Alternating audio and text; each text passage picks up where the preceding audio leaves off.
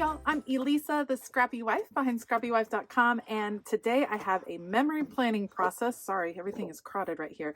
I am going to do a memory planning session for the week of March 7th through the 13th. I only have a handful of pictures from that week. It was a tiring week, kind of a recovery week after Go Wild. So only a few pictures. And I have this piece of paper that is going to be kind of my jumping off point for this spread. So I will definitely link things that I use down below. Otherwise, let's go. We are going to keep this page super simple. I only have a handful of photos and actually not a lot to say. Like I said, I was exhausted all week. It was kind of a crazy week just coming back from Go Wild, and then also my parents were in town and just some other things going on, so there weren't a lot of pictures. So we're going to embrace the rainbow here, and I'm going to cut up this paper. It's from Pink Fresh Studios, which I love. And then there's also the Some Days collection. You'll see that kind of come in as well. So I'm going to use these stripes, these vertical stripes on my page, and we're going to kind of embrace spring. It's right around the corner. It's kind of funny that I chose spring colors because we actually had snow this particular week. I'm thinking it's probably our last snow of the season, but I guess that is yet to be determined. Sometimes we've had snow as late as April, which is absolutely crazy. So I will take these and we're going to put them on the page in a vertical fashion like so.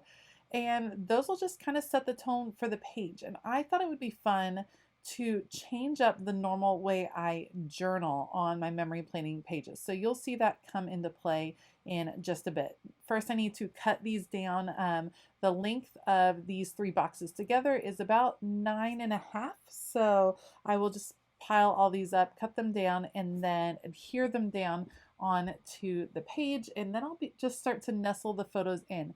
It's okay to change up how you memory plan, whether you have just a few pictures, maybe you have just less time in a particular week to actually do your memory planning page.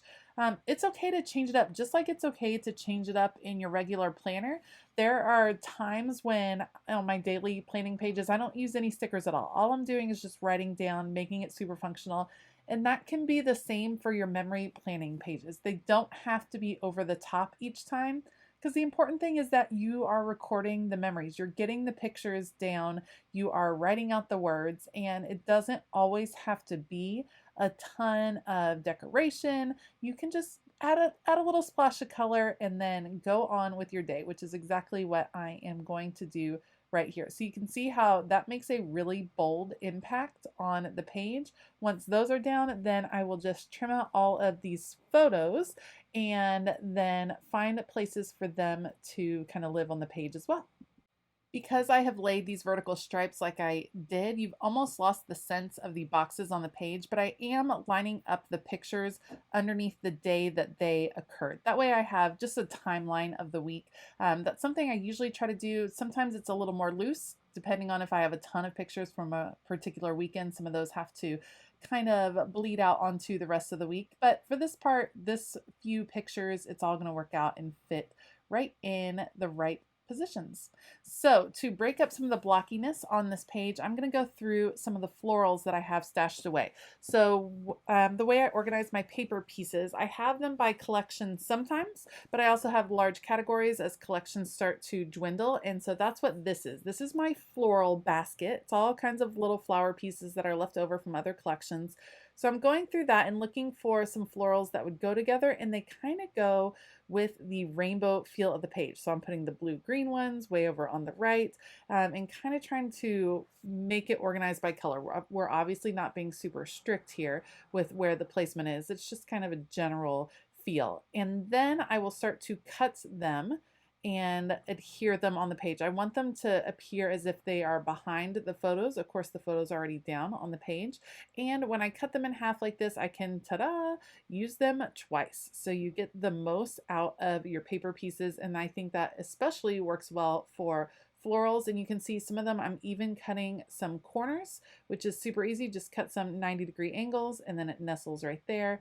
those are really breaking up some of the blockiness on the page and making it just a little bit of a softer feel, as well as just providing, again, extra color, extra brightness. It's funny, again, of course, because there's snow this week, but it was crazy. This week was a week where it was like all of the seasons in one week, because it was 65 degrees, I think, the day before it snowed 2 inches. So absolutely nuts. Spring is just around the corner, but that's kind of how the weather is in Northern Virginia. This time of year, it just kind of jumps back and forth until it decides it really wants to stay spring.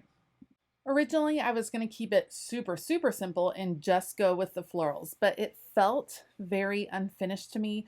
Generally, I'm someone that likes to use all the things when I memory plan, all the paper and all the stickers and all the everything. And so I felt like this was just lacking. So I went back over to my stash and I pulled out the Some Days collection, which I actually bought during COVID times because I really felt like it did a good job of just capturing how some days are just a little bit harder than others. I liked all the expressions in it, and so I'm adding some different pieces. Some of them say keeping it real, ups and downs.